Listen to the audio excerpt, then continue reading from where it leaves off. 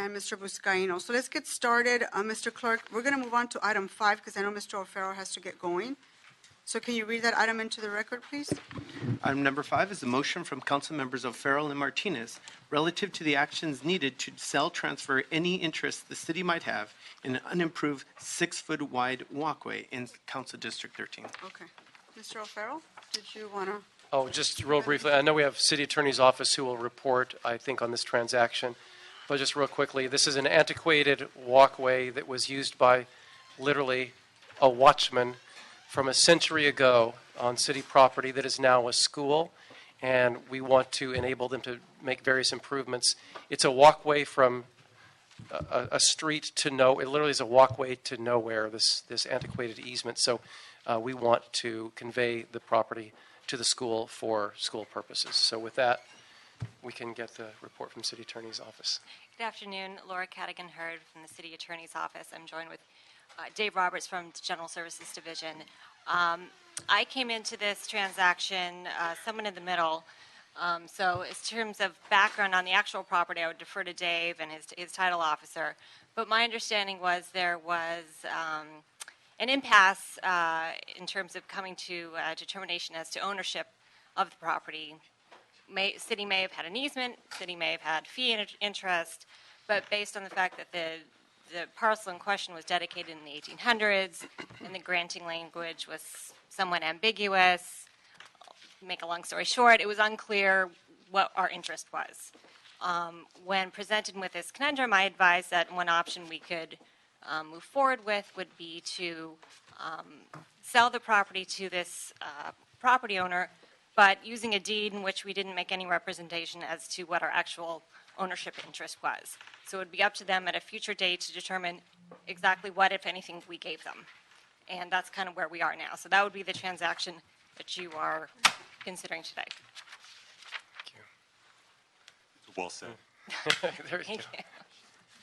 Yeah. So, Madam Chair, as I mentioned, this is a property that's been fenced in for as long as anyone can remember, and it literally goes to the edge of a cliff and then nothing.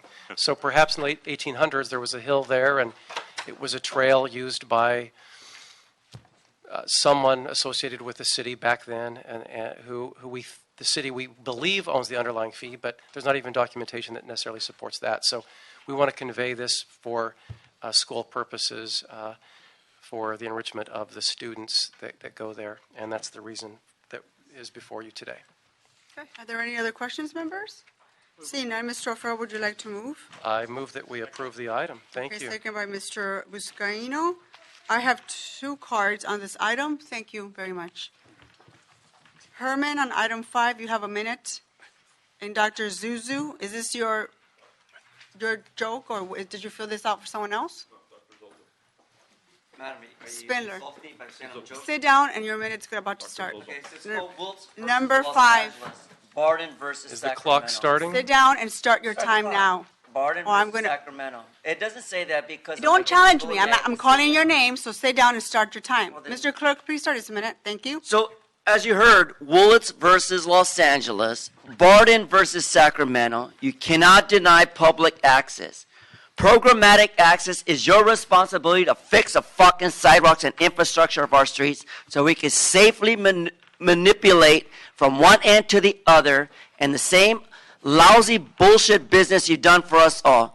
Stop increasing our taxes. Stop begging us to measure bullshit bonds to pay for this fucking shit you haven't done in the last 45 years. I'm not upset. I'm just basically venting. Because doctors say the rule of venting is don't make it personal. It's not. I'm using intensifiers to intensify this emotion of why our sidewalks and streets in our schools are not up to ADA code. Violations are strictly the responsibility of our local government and use federal and state dollars. Spindler? Well said. Well, we don't know if they're going to sell it or transfer it. It's an open-ended agreement. And there just isn't any vetting here of what exactly this is worth or who's going to get it. It's a blank check. So you take something and say you're not using it, so then it's worthless. Well, if something is worthless, give it away? Why are we selling it? If we're transferring it, who are we transferring it to? And what are we getting for it? Has there been a valuation put on what it's worth? If it's zero, then you give it away. Who do you give it away to? Again, nobody's watching the store at City Hall. This is just typical City Hall daily business, that you're giving the city attorney and the city engineer a blank transfer to take any action they want with city taxpayer-owned properties for no reason at all other than the fact that it's supposedly obsolete. Seeing no more cards on this item, let's vote on the matter before us, item number 5. Motion's been made by Mr. O'Farrell, second by Mr. Muscaino. Okay, there is no objection, so that matter moves forward. Mr. Clerk, unless there's any objection, I'd like to take items 4, 6 through 10, 12, 13, 5 through 17, and 19 on consent. And I recommend that we receive and file items 18. Okay, without objection, that will be the order. So let's, I do have items, have 2 cards for item 6 and 2 other cards for item 16, so I have to take those. Spindler and Herman on item 6.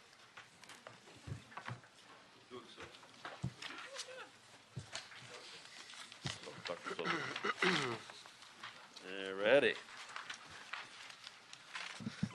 Well, the 4 initials we hate to see, LAPD. They need another temporary lease for parking spaces. And why is it that they need more parking spaces? You can park cars with LAPD badges anywhere in the red. You can park them on any street. They're emergency access vehicles. They're not privately owned. Oh, unless, of course, this is for the detective's personal vehicles. Now, it's another story, because if you're giving them free parking without having them pay rent for that parking, that's another story. So that's what we got here. So it isn't enough that they got $1.4 billion in their budget. We have to give them extra free parking at an additional taxpayer expense. Herman on item 6.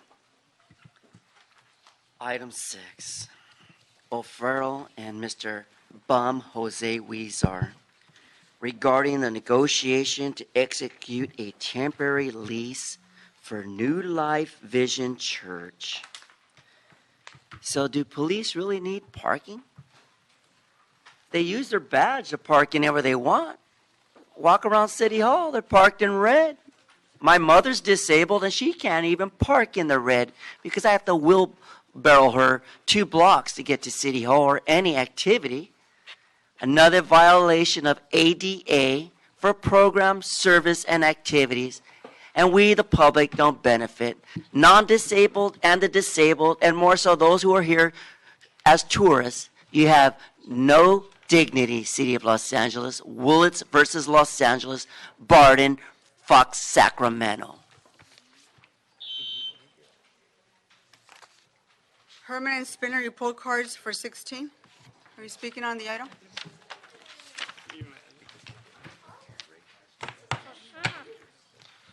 Yes, the detention and destruction of evidence item, number 16.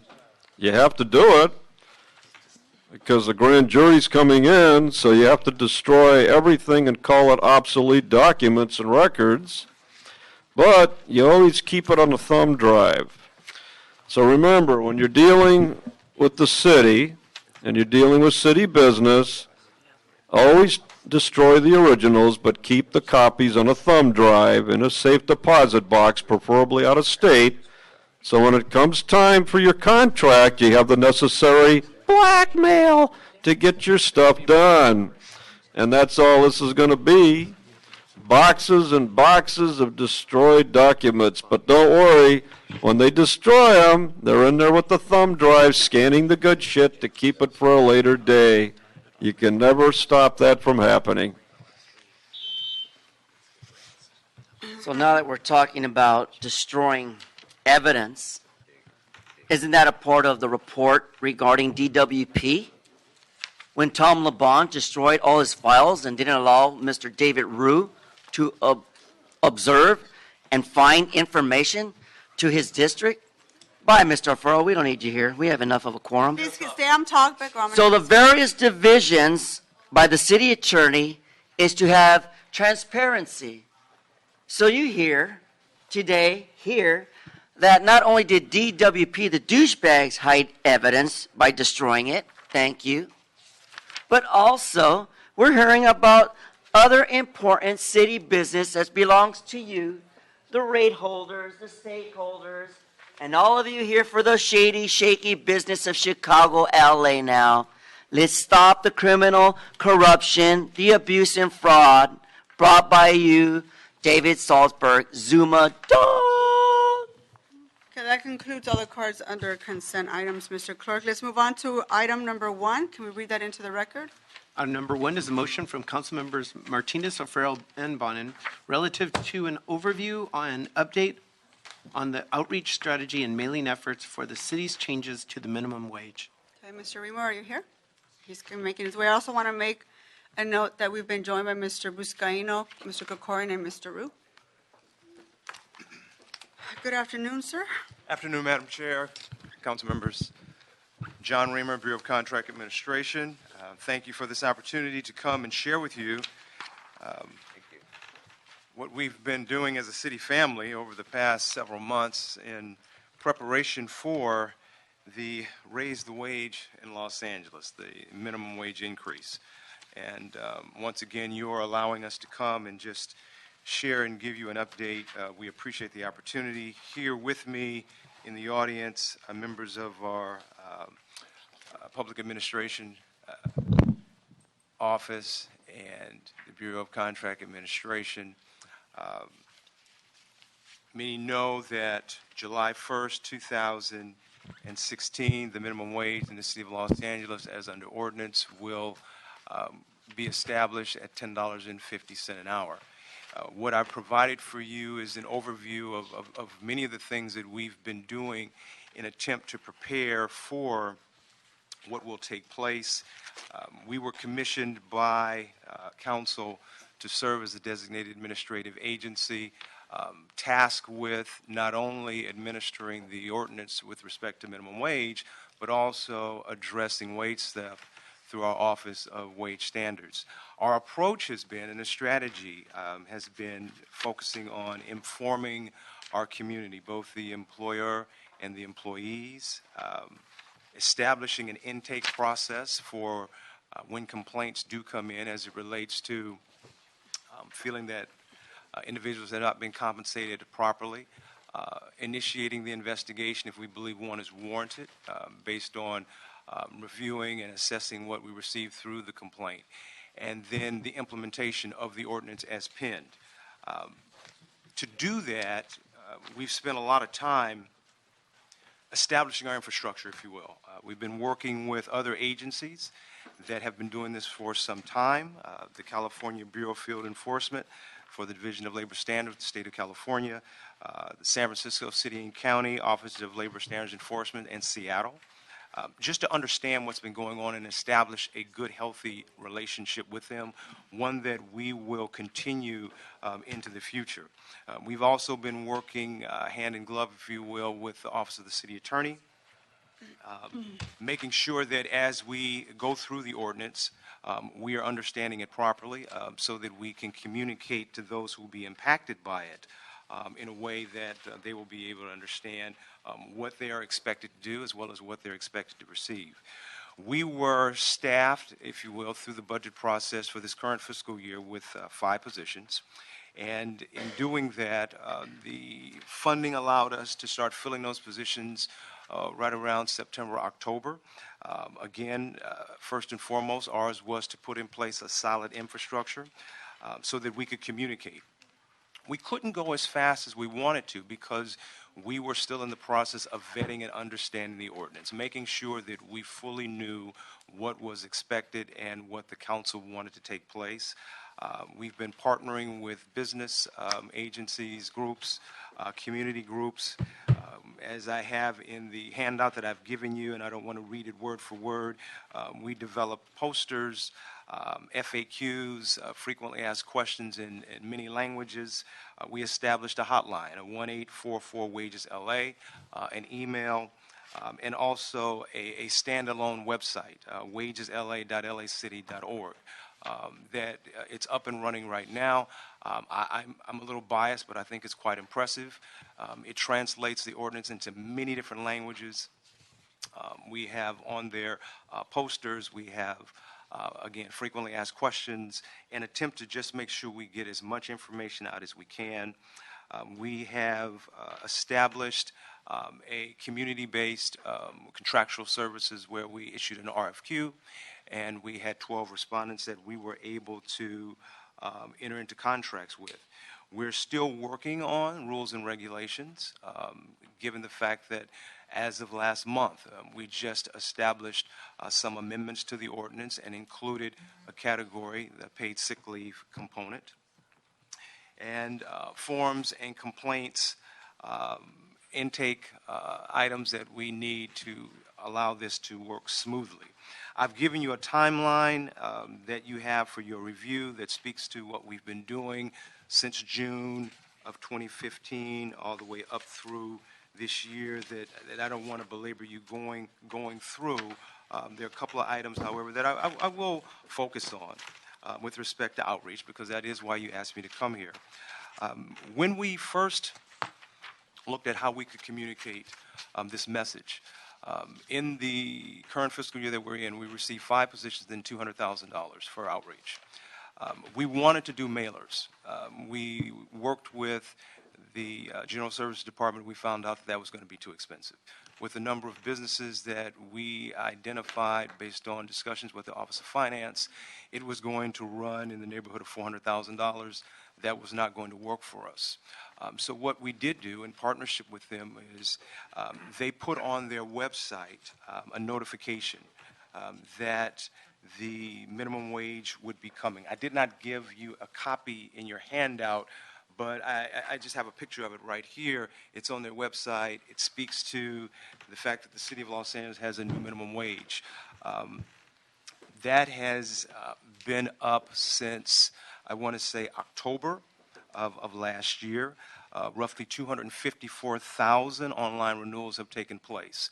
So that's a pretty healthy number. All of the businesses that do business with the City of LA, whether they're geographically headquartered here or those that are not, but they do business here, which would suggest quite possibly that they would qualify their employees having worked the 2 hours to fall under the minimum wage. They all have to have the business tax, so they all have to go to the Office of Finance. We thought that was a strategically great place to house this information. In addition to that, business tax statements that have gone out from the Office of Finance included a statement notifying the businesses that the minimum wage was coming. Roughly 250,000 of those went out. We've received over 250 phone calls and email inquiries that we've been responding to in roughly a day turnaround time. We provided information to roughly 144 chambers of commerce and business associations, letting them know about the minimum wage, and as well extending to them an opportunity to partner with us, and if they wanted us to come out to speak at any function or with any of their members, we would be willing to do that. We've attended over 22 outreach events with 750 citizens and business representatives in attendance. Again, getting the word out as best we could. I spoke to the RFQ process. We are advertising on 4 radio stations, KISS FM being one, 102.7 FM, KGLH Radio 103.2, Super Estrella 107.1, and in Radio Korea in 3 different languages. We've advertised in over 20 ethnic and trade publications in 12 different languages. And I could read them all, but you have them in your handout as well. We've partnered with council districts and neighborhood councils, asking them to include in their newsletters, which many have, information regarding the minimum wage. And we are in the process of placing on bus shelters, bus benches, DAS buses. As a matter of fact, I was speaking to one of the BCA members who rode the DAS today, and she says, "Hey, I saw the mayor, and he was talking about the minimum wage effort." And thanks for the partnership with DOT, we're streaming on these buses communication about the minimum wage, the fact that it's coming, what to look forward to, who to contact, and where we are, and we're going to continue that. I've given you in your packet some examples of what is found in many of the different types of outreach with respect to the first rounds of newspaper ads. The second round, our minimum wage poster, which I brought one here. Every business will be expected to place one of these up. We have them online for businesses to download, for those behind me to see, and noting that we are raising the wage. We're trying to put these out as many places as we can. We are partnering with the libraries, city facilities, dropping these off so that they can be there for those who come into, again, our city facilities to see and have information about it. I put in the package the budget that we had with respect to the expenditures. Again, with $200,000, we had grand ideas, but as we looked at the realities of what we could spend, it sort of tempered how fast we could run. But with that said, I broke it down for you. Newspaper, we spent over $51,000, radio, $62,000, outdoor and digital media, information materials, it's there for you. All of this, again, has been because of your efforts to encourage us to really do what we could to get this out, this being the message. We are working with ITA to utilize MyLA 311 as a link to our website so that through the app, someone would be able to connect to the website again and either get information or submit a complaint. We're going to be expanding our media outreach campaign, more buses, more DAS shelters.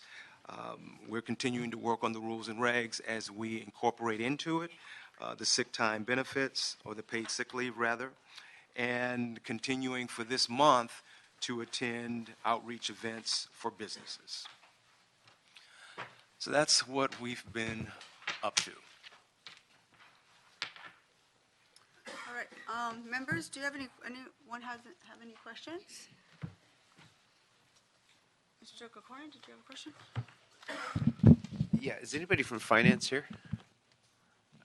Well, maybe you can just relate it, Mr. Is it possible to sort the business tax registration certificates by number of employees? Because the majority of our businesses have no employees. I think that's true. I think it's literally a majority. It would be helpful, I think, to be able to winnow that list significantly and then maybe contact at least the ones for 25 or higher so that we could get the notice out about the imminent deadline, if not the one a year from now. Great question. We will look into that. We had a similar concern with respect to a mass mailing because you're right. Some businesses, they don't have any employees or the business is no longer in operation, but we will look into that. I guess the other questions I'll save for finance when we can take it up with them. But I mean, it seems to me we need to have a system in place so that when a business applies for its business tax certificate, it provides an email address so that when we want to send notices to businesses, it does not cost hundreds of thousands of dollars, it costs pennies. But that's a discussion for another day, I think. Yeah, my question was more related to what's the plan to continue to notify and inform the businesses of the ongoing increases after July 1st? Well, the contract services partnership that we now have, 12 of which it's very diverse. They capture many of the segments that have unfortunately fallen prey to wage theft, be it the car wash community, restaurant, garment, warehouse workers. We have already released two task order solicitations to assist our efforts to partner with the Chambers of Commerce to get the word out to all of their members. And those sector groups, if you will, to target their membership groups, to go to their agency or their group meetings, to just communicate to them that this indeed is coming and who we are. One of the real challenges that we've already started to notice is that we are dealing with three entities, the state, the county, and now the city. Well, I'll say it the other way, the city, then the county and the state. The state already increased their minimum wage to $10 in January, and there was already some confusion starting to flow into our office with respect to, is this the same, what's going on? And theirs will increase by $1 an hour every year until they get to $15. So that's a reality that we're going to be addressing. Fortunately for us, we have a partnership with them that will facilitate our being able to work in tandem to spread the word. It will be an ongoing attempt, and not just an attempt, but an effort and a push to constantly communicate this. I don't mean to water down the importance of enforcement, but one of the key components that we had in our most recent amendments was changing the penalties, if you will, from a flat $100 an hour based on a violation to up to $120. And what that does is it gives us the opportunity to work with and see whether or not this was a business that just did not hear or did not know. Ours is a recognition that, look, without employees, you don't have employers, but without employers, you don't have employees. So it's important for us to spend as much time communicating to both sides. We'll use our contract services team to take the message out in the sectors that they are experts and constantly push that. And we will chart and monitor. The website, I think, is fantastic. I would encourage you to take a look at it if you haven't already. And if you see something that we left out, let us know. The fact that it translates in many different languages, it helps to get the word out. And now it's just word of mouth, as many people as we can. The bus benches will help. The ads and the radio will help. We, again, in the various newspapers, that will help. But at the end of the day, we're trying to get names to face and are going out. I also think we should continue to send the notices in our annual business tax renewal mailings. Okay. I think that's one way. Mr. O'Farrell had to leave, but he mentioned to me, what's the possibility of including a notice in our DWP billing? Because those businesses have to pay. They obviously get a DWP bill every 2 months. So is there a way to include a notice as well on as the increases? We can have a discussion with DWP. One of the concerns that we had was that we didn't know for certain. In some instances, more than likely the bill would go to the business owner, but we didn't know for certain if the relationship between the business and the property owner was necessarily one and the same. And we would hate for that mailer to go to someone who owns the property, but they're not the business, and the business never got it. Versus the business tax, if you have a business tax license, whether you own the property or not, you're coming to the website with the Office of Finance. So we thought that would have been more, for us at the time, especially with the budget that we have, more strategic. Okay. But we can follow up with DWP. Yeah, that was just his question that he had before he left. Are there any other questions, members? Mr. Ruth? Quick question. When you're doing this outreach, whether through mail or through events, are you also informing employers of possible penalties? We are. We're letting them know all that they need to be aware of. The focus with the employer is, this is what you need to provide us. In other words, there may be an instance where someone just doesn't like you and they file a complaint against you. And it could make your life very miserable. And we want to help you avoid that, especially if you're doing everything right. In my dialogue with the businesses, many of them have said, look, we support this. We do not want to compete against someone who's cheating, someone who's not paying their people what they should be compensated. So they're fine with that. And so ours has been, for those employers that want to follow the rule and do it right, for all employers, this is what the Bureau of Contract Administration will look for, and helping them prepare themselves so that they can defend themselves against a complaint that might come. As with the employees, we're telling the employees, look, any complaint that you give us won't necessarily turn into an investigation. There's certain things that you need to have. You need to keep track of the hours that you've worked. You need to have had dialogue with your employer. The fundamental minimal things we are sharing with both parties, so as to minimize any confusion that might take place.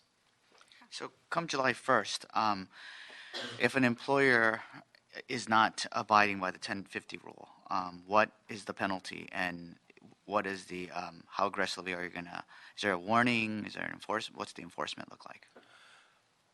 So it's July 1st, and our phone is ringing. It's right around the corner. The phone is ringing, the email is just bing, bing, bing, bing, bing.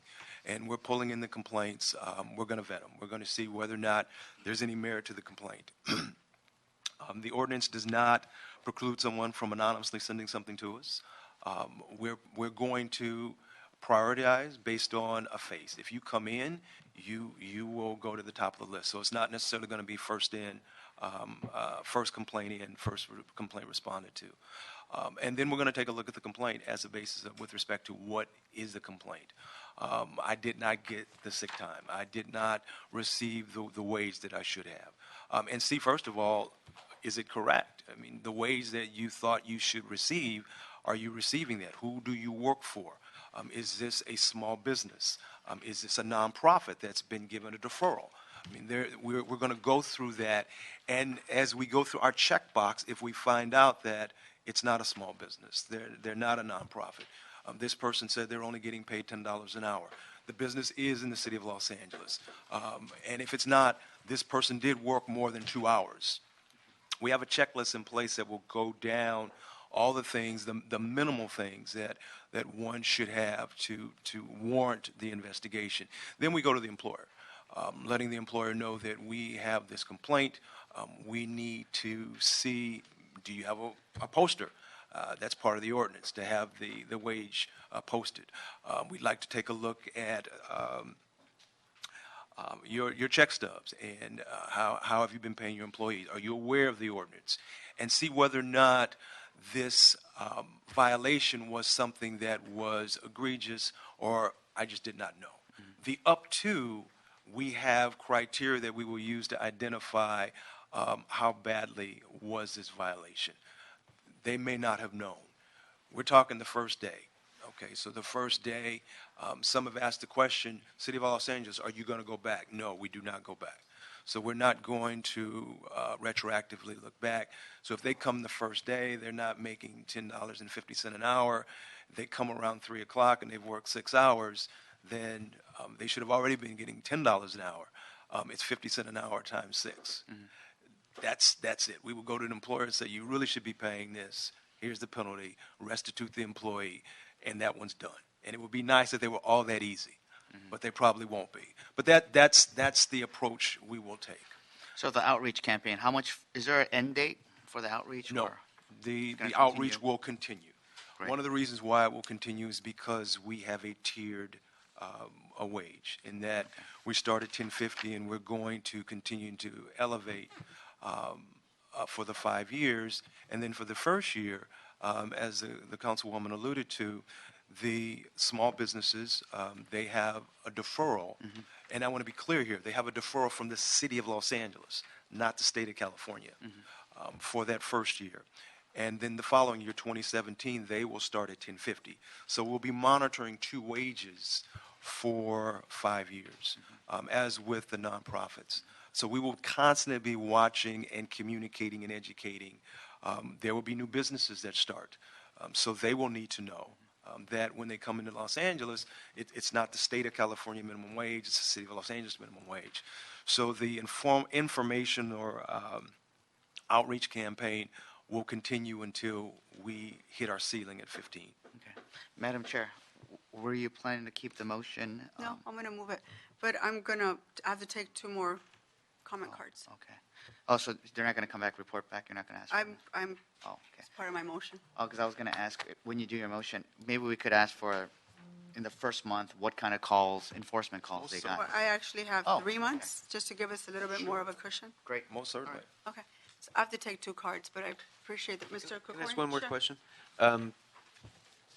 Given the fact that there's a state increase coming as well, has there been any interface with the state in terms of outreach? Because if they're doing an outreach campaign and we're doing an outreach campaign and they're telling businesses different things, that's going to be confusing to businesses that aren't based here, I agree. but maybe have a BTRC here because they provide services here. So how do we fix that? I don't know the extent of their outreach campaign.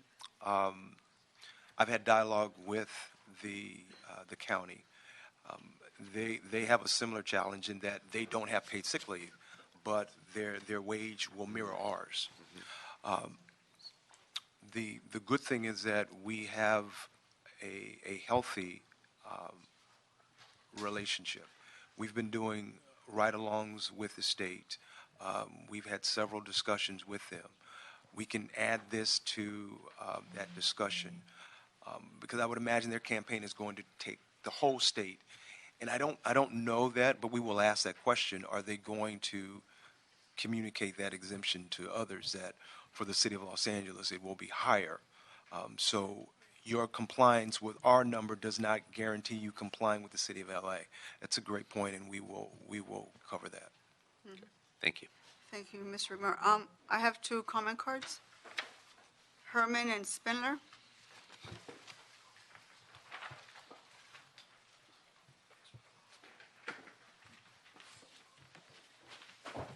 Well, we all know what a outreach program is all about. Look at LAUSD. It does such an excellent outreach job, right? That's why most of the unprivileged children whose parents work minimum wage are cheated by companies and by unions who take advantage of them. Not because those families are ignorant. They're just unaware, illegally here to work fucking hard for their money. 1 to 3 jobs on the day and at night and sometimes after midnight hours. You know, like the strip places down there in Van Nuys. But let me stick to the outreach, because I don't want to talk about strip clubs in Van Nuys, because when I was out there yesterday in Van Nuys, they threw me out of the health commission meeting. But that's a different topic. Now, going back to this KISS FM and all those radio stations, stick to the topic.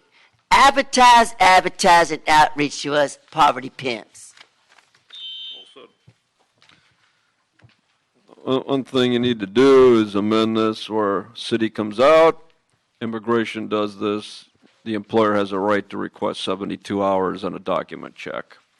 And I think that you have to do something similar here, because if they come out, this is a criminal offense, and the employer has a right to refuse to answer any questions regarding any potential investigation. And that's what you're going to run into, so your enforcement mechanism just gets stonewalled from the get-go.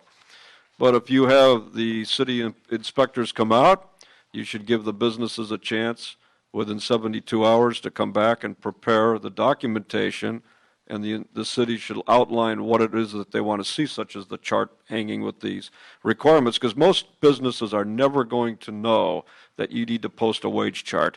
There's nobody that's going to know that.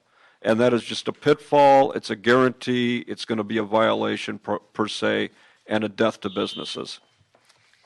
Okay, that concludes cards on this item. Colleagues, let's approve the motion and request that a 3-month report back on the increase received from the public, any plan for education and outreach activities to be conducted after July 1st of this year. I want to make sure that we continue to educate the public on the increases of the minimum wage. So are there any objections? Seeing none, so moved. Let's move on to item 2. Mr. Clerk, can you read that into the record? Item number 2 is a motion motion from council members Martinez and Bonin relative to whether bike share stations located near popular film locations may be easily removed, relocated, and replaced by the film production companies upon the completion of filming. Okay, before you get started, Diana Godoyan, did you want to come up and speak now? Thank you.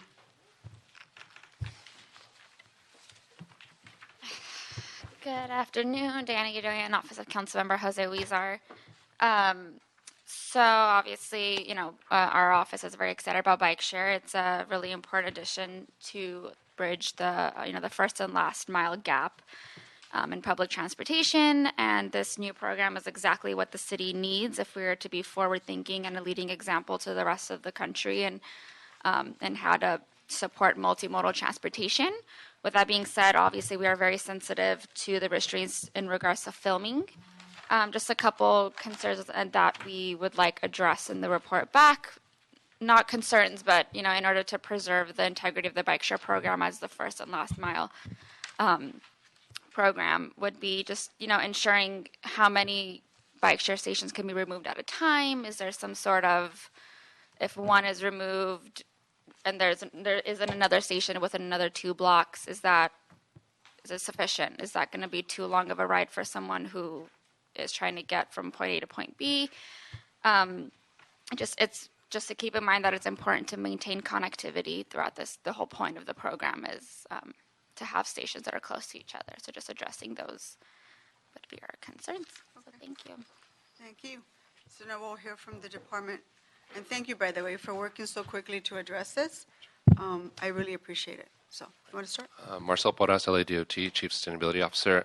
So one of the things that we've been doing is working with the film industry to address kind of this question. I think let me first start by saying that the bike share stations are actually, in fact, mobile. Like you can pick them up, you can move them. They're solar powered. They're not bolted into the ground. They're just kind of laid down. And so one of the things as a result of your leadership on this, Councilmember Martinez, is we met with the film industry as well as with Metro and with the operator. I think one thing that's important to understand is that bike sharing is a partnership between cities and Metro, who kind of has the overarching contract with the operator.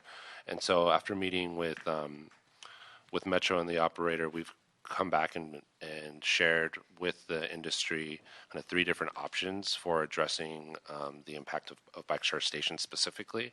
And I think what we learned from the industry was that there are going to be instances where they don't actually need to move the stations, but it's just a matter of shutting them down.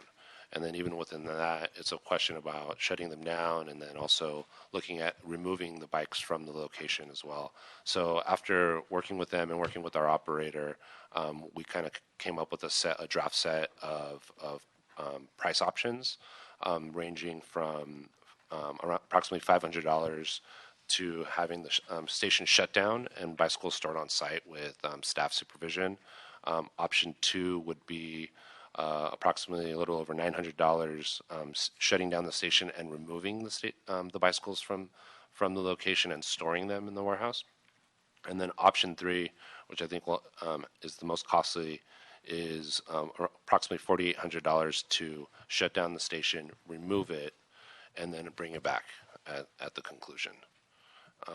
And so I think what we heard from the industry was that I think the biggest impact would be for that $5,000 number, is to actual smaller productions, either webisodes or commercials. But in that instance, I think we also heard that those are the ones that actually would be less impacted by bike share station appearing in their commercial, because those commercials would be contemporary, et cetera. I think the question comes back down to like period pieces.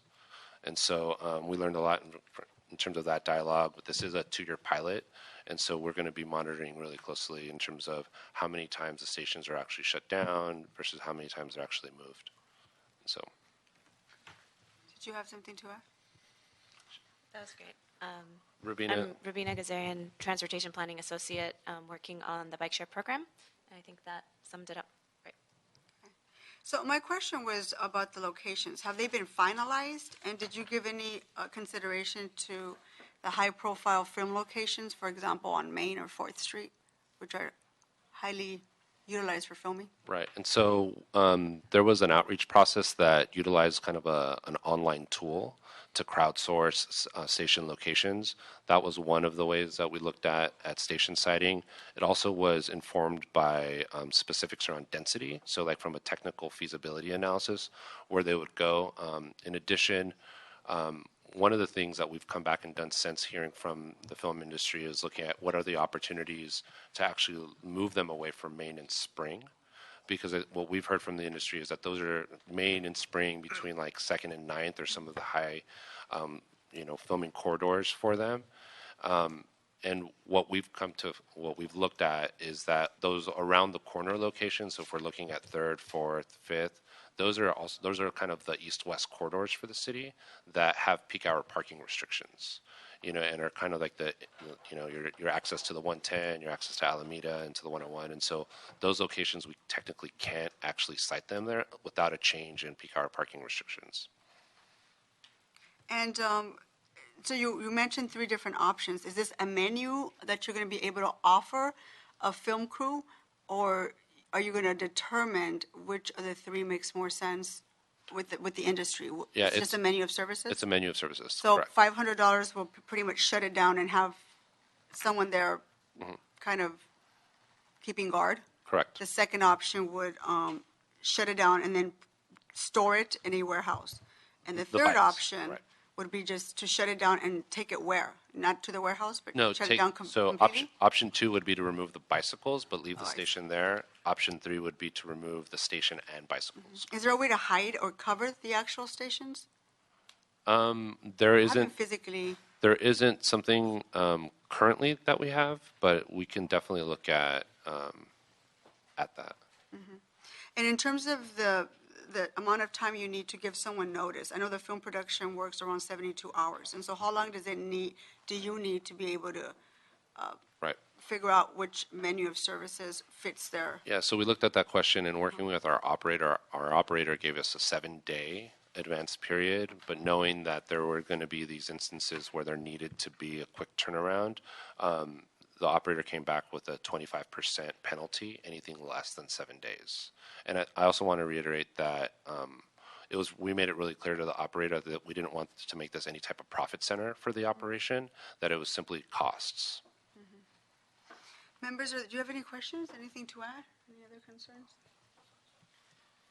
Mr. Is Corona? there any need for any policy action by Metro to implement this, or is this done entirely By the city? by the city?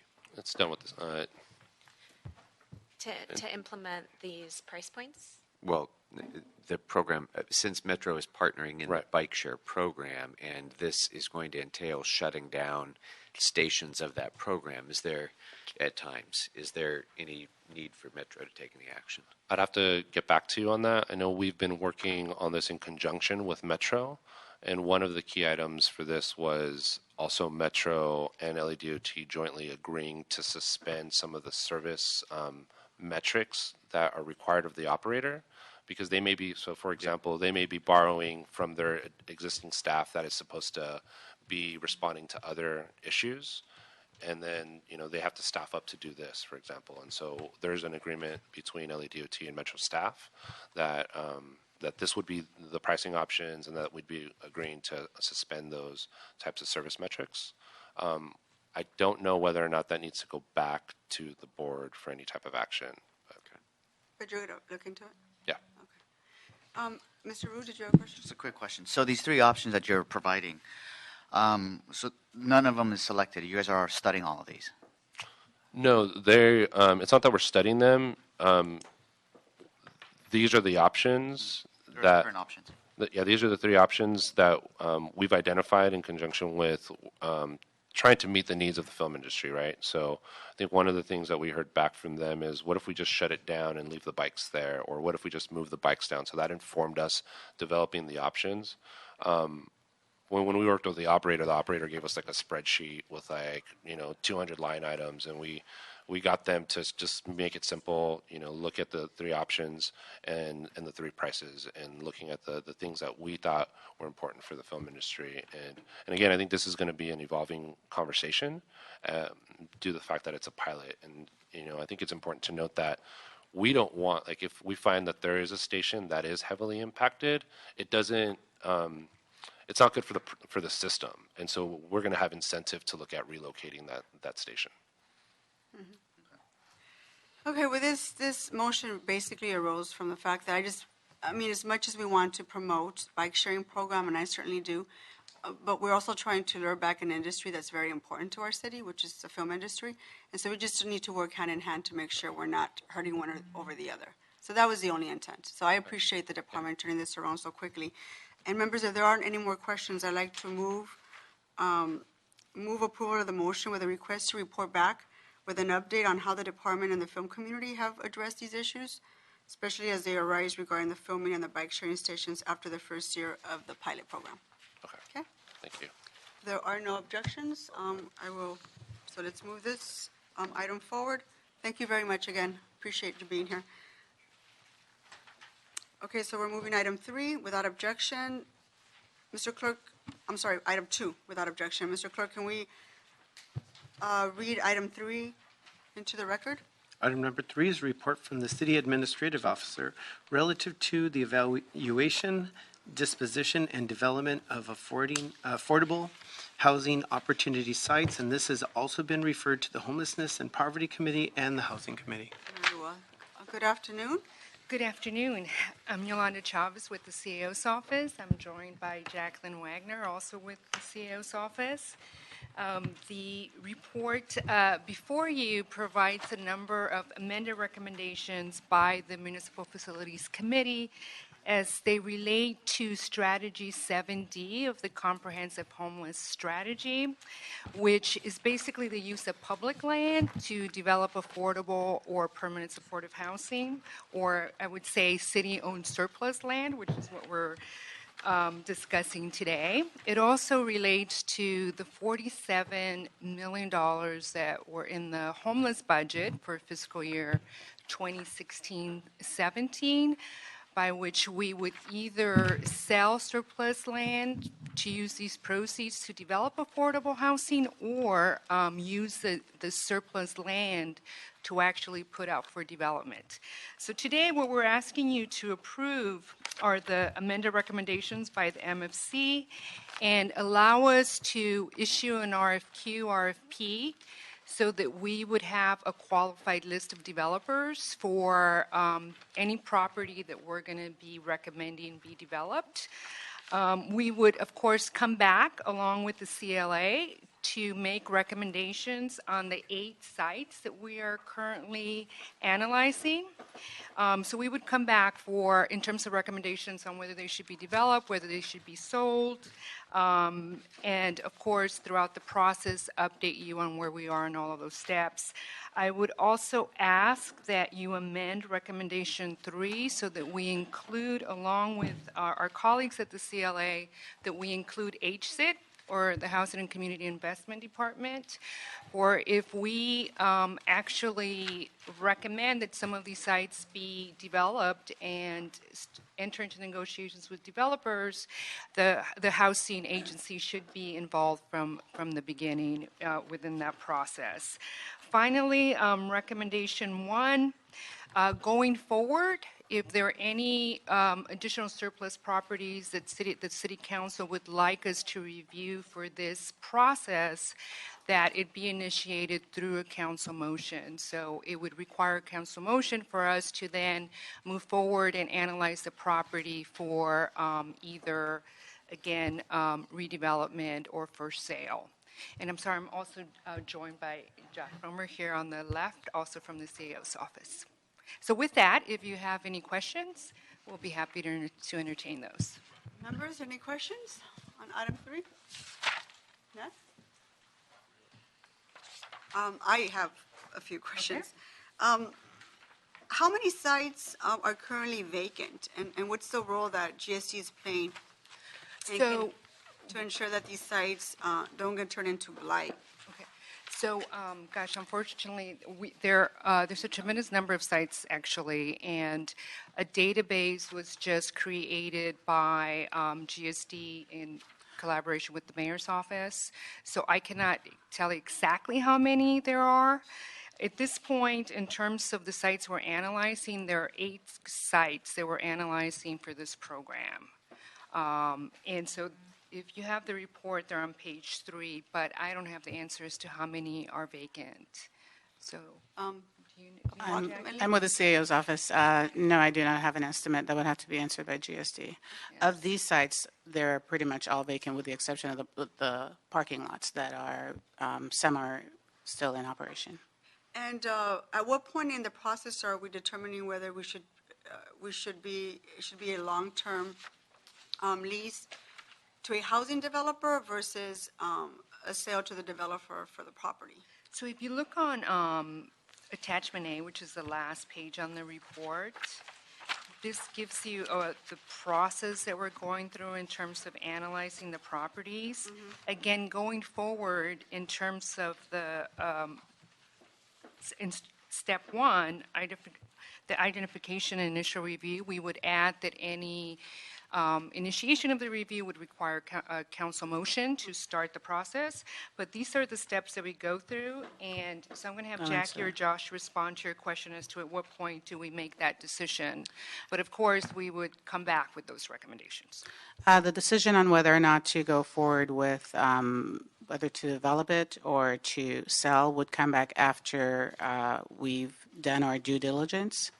And that recommendation would be brought to you. The due diligence stage includes requesting title reports, the appraisal, figuring out the zoning, potential entitlement that could occur on the particular site.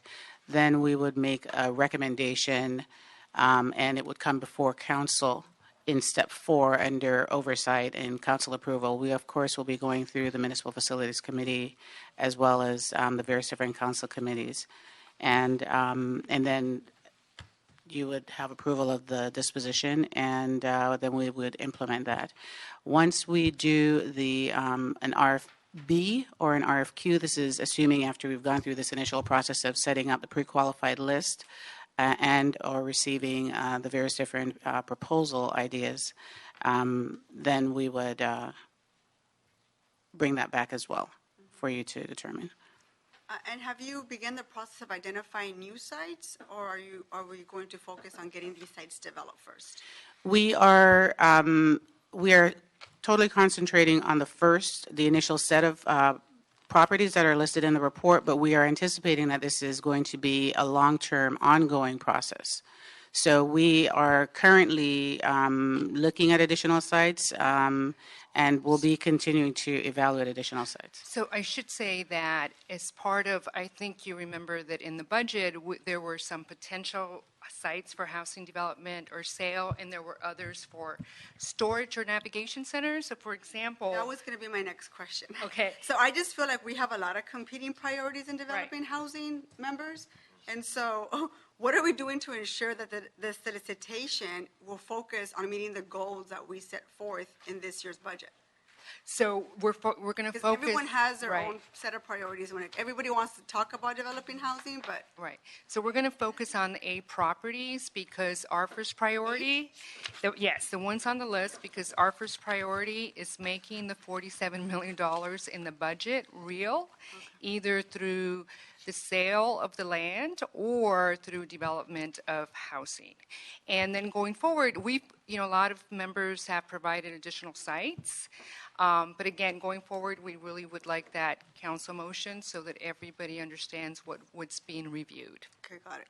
Okay. Could I add one? That makes sense to me. Did you want to add something? Well, I just wanted to add that there's no duplication of the sites. We are checking through our review process with HCID to ensure they're not already in the pipeline or already earmarked for housing. So these are properties that are underutilized, vacant, and that are available, not previously designated for housing. So they're net new units. there? Mr. Kokorian? Yes, thank you, Madam Chair. Somewhat related to that, we're at the same time going through the process of considering how we can use surplus city properties for economic development and jobs creation purposes. So, but that's not being done, that's being done by EWDD, I assume, rather than HCID. So Yes. have these properties, is there any risk of overlapping demands on these properties between their potential for jobs creation and their potential for housing? Well, I'm sorry. No, go ahead. I think we're hoping to marry those two initiatives or those two goals. And so there are some instances here where we anticipate working with EWDD and there being some potential job creation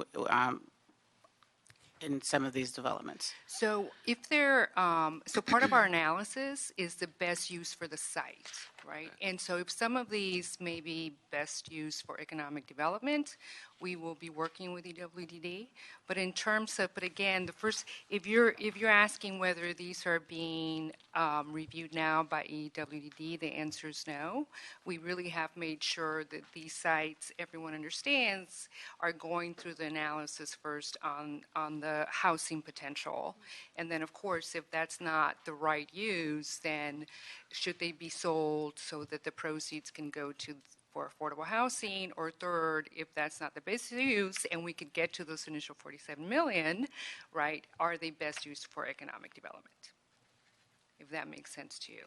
Well, it makes sense, but let me be a little bit more pointed about it. This $47 million is in the budget as part of our homelessness package. Exactly. So it's not about affordable housing. It's about housing for the homeless. Right. Okay, first Right. of all. So if it's going to be housing, in my view, it needs to be permanent supportive housing or shelter or other housing facility that directly relates to solving the homelessness problem. Not Correct. general housing to hope to have some economic impact on reducing rent costs. Right. It has to be specific to the homelessness population. At the same time, the other option would be if it's not suitable for that, then I saw this as kind of a binary thing. Either you do that or you sell it and take the proceeds and use the proceeds for homelessness services.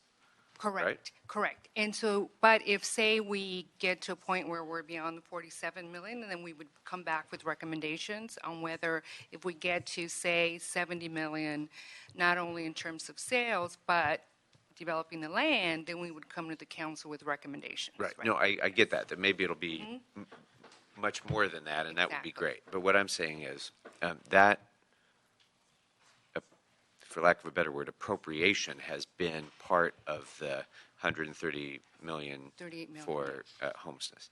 So if there's an economic development, jobs creation potential for that property, that wouldn't be it would not be at full value for the property, because the whole idea of using the surplus property for jobs creation is essentially to subsidize jobs creation. Right. It's not to sell it at full value in the hopes that somebody might be able to use that for jobs. Yes. So we wouldn't, if we used it for that purpose, we would not be realizing the same amount of proceeds for homelessness services. Right. So again, our priority is meeting the requirements of the homeless budget and creating supportive housing units with these 8 sites. Okay. So we will come back with recommendations on all of them.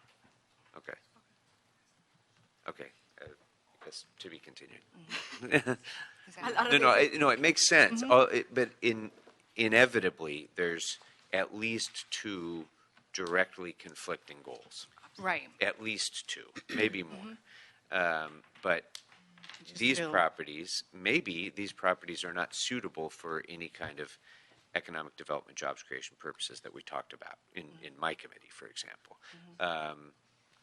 Maybe they're just not, it's not those kind of things, which is fine. But if there are those conflicting demands for the same piece of dirt, then we're going to have to make some hard choices. And again, I think if there are some conflicting or recommendations, we will come to the council with those recommendations on these 8 Yeah, sites. that's why we'll Yeah. continue the dialogue. But I get it. I get the approach now. Thanks. Members, any other questions? Okay, thank you. I'm going to have 2 speakers speak on this item, but And I'm sorry, just wanted to make sure, Are you fine with adding HSID to recommendation 3, amending the recommendation to add the HSID as part of the team that comes back with recommendations, along with the CAO and CLA? Yeah, Okay, sure. great. Thank you. Sure, thank you. Spindler and Herman?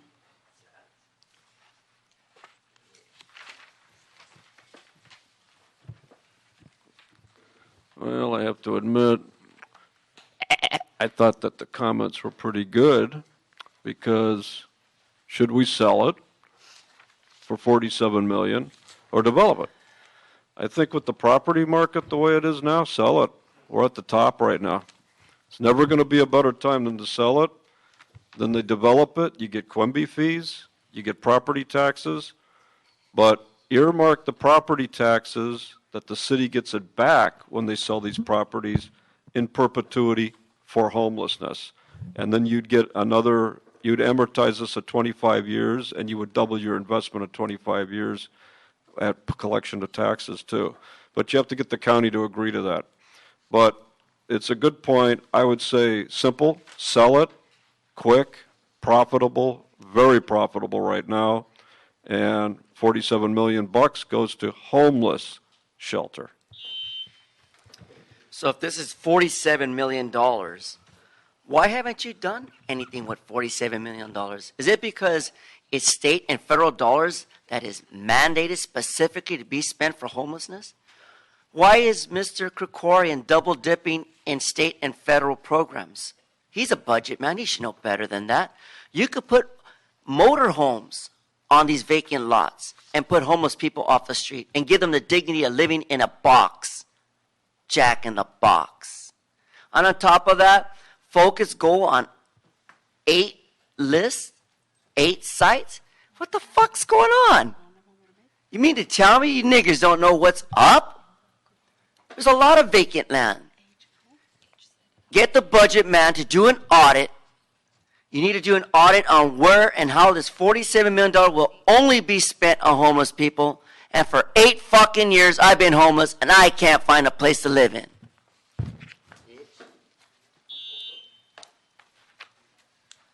Why that could be. Okay, so can I get a motion to move this item? So moved. Okay, second by Mr. Rue, and I'm going to add that we also add ACID as one of the agencies that reports back on this item. So without objection, that would be the order. Let's move on to item 11. Mr. Clerk, please read that item into the record. Item number 11 is a report from the Economic and Workforce Development Department relative to the sale of city-owned property located at 703 and 703.5 West 40th Place to Celebrity Realty Holdings, LLC. Good afternoon. Good afternoon, Chairwoman. Good afternoon, committee members. My name is Samuel Hughes, Assistant General Manager with the city's Economic and Workforce Development Department. And as previously stated, there's a prior council motion, namely 150565, that directed EWD to work with HSID and Council District 9 to develop an economic development plan for city-owned property. In furtherance of developing the city-owned property located at 703 and 703.5 40th Place, also known as 704 through 706 MOK, EWD has entered an MOU with HSID to facilitate the conveyance and subsequent development of property from the city to Celebrity Realty Holdings. The development, in short, will include the development of a new car dealership, including a showroom, sales floor area, service area, and office space. The project is slated to retain 170 existing jobs and create an additional 50 new living wage jobs. Staff will work with the City Attorney's Office to finalize CC&Rs and other contractual documents to enable the timely closing of this particular transaction. Moreover, the sales proceeds from this particular transaction will inure directly to the benefit of HSID, more specifically the Low and Moderate Income Housing Fund.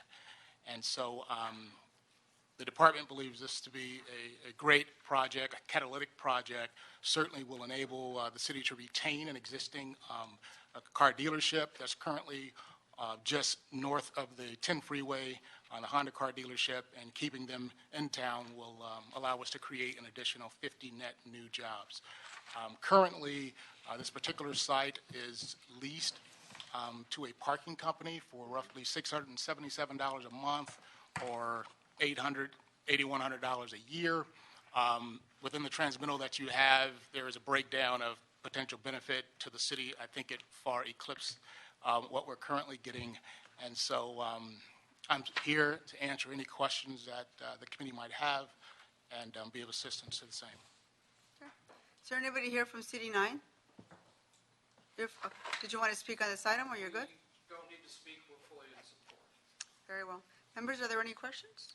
Yeah. Mr. Kokori? The memo indicates that the sale is at fair market value. I assume that, consistent with the usual procedure, there was some appraisal, some market appraisal of the property. Yes. How recently was that? There was an appraisal of the property. Bear with me, I don't have the exact date, but it's within the past 4 to 6 months. Okay. HCID actually reviewed the prospective buyer's appraisal. But let me add that HCID had did its appraisal some time ago, and it had a range between $700,000 and roughly $780,000. And you see that the fair market value is right in between that. Right. So we feel comfortable with the sales amount, and we're looking to proceed. And there hasn't been any conflicting expressions of interest by LAUSD or any other government entity, anything like that? No, there has not. And by the way, this is a relatively small parcel. It's a remnant parcel of a larger development that took place. Great. Just Thank contiguous to the subject. Could I just ask, what's there now? Nothing. A parking lot. It's a vacant lot. Yeah. Okay. Okay. Are there any other questions? And I have no cards on this item, so I will move this item for approval. Can I get a second? Second. Okay, Mr. Kokorian seconds. Okay, this moves forward without objection. Thank you very much. Mr. Clerk, can we move on to item 14? Prior to item number 14, just for the record, I would like to clarify that for item number 4 that we took on consent, that we will be approving the revised report dated May 23rd and the addendum dated June 9th. Yes, without objection, yes. That would be the order. Hi. Thank you. And Item 14, did you read that into the record? You haven't done it. item number 14 is a report from the City Administrative Officer relative to the Second Amendment to the first restated and amended grant agreement with the Los Angeles Cable Television Access Corporation to manage and operate Channel 36. Before you move forward, let me just take these cards really quickly. You can stay there. Hold on for just a second. Mr. Herman is not in the room. Item 14, Spindler is not in the room. Item 14, Jeff Proctor, are you here, sir? Do you want to come quickly? I want to take general public comments too. We're just going to get that out of the way real quick. You have a minute. Thank you. Good afternoon. My name is Jeff Proctor. I'm the chairman of the board of directors for LA 36. I'm here to speak in favor of continued funding for LA 36. It's been a part of the community for a long time, and I urge you to continue your support and your belief in the importance of public television in the community. LA 36's focus is to shine a light on often overlooked parts of the community, including athletics, government programming, the arts, and without LA 36, there is no public access. The issues that are important to the community include events, people, and some of those events include education. There are students enrolled in LA community colleges that get credit for classes on LA 36. There are 300 political discussions, debates, and economic forecasts that are covered by LA 36. And LA 36 does this in a very cost-effective way. So in short, LA 36 and public television is an important aspect of the fabric of Los Angeles, and I urge you for your continued support. Thank you. Thank you, sir. Okay, that closes the comment period for item 14, so we can continue with our. Claudia Aguilar with the CAO's office. Before you is an amendment, number 2, to the first restated and amended grant agreement with the Los Angeles Cable Television Access Corporation to manage and operate Channel 36 as a citywide public access education and community programming channel. The proposed amendment would extend the grant agreement by 2 years through June 30th, 2018, and would increase compensation by $1.01 million or $505,000 per year. The contractor has been providing this service for Channel 36 since 1997 through similar agreements. This term will extend the contract for a total of 13 years under this agreement. The funding was approved in the 2016-17 budget as $505,000. I have William Imperial here from ITA if you have any questions about this contract. Thank you. Thank you. Members, no questions? Okay. Great.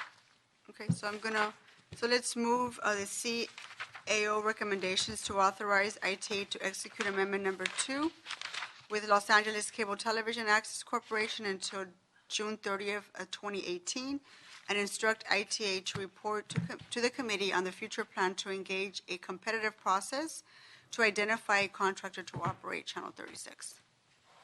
Any objection? No? Okay, so moved. Thank you very much. Thank you. I have 2 comment cards that concludes the items for our agenda, but I do have 2 comment cards for public comment. Mr. Herman is not here. Mr. Springer is not here. We will close general public comment. Any other questions, members? Seeing none, I move to adjourn our committee. Thank you. Thank you very much.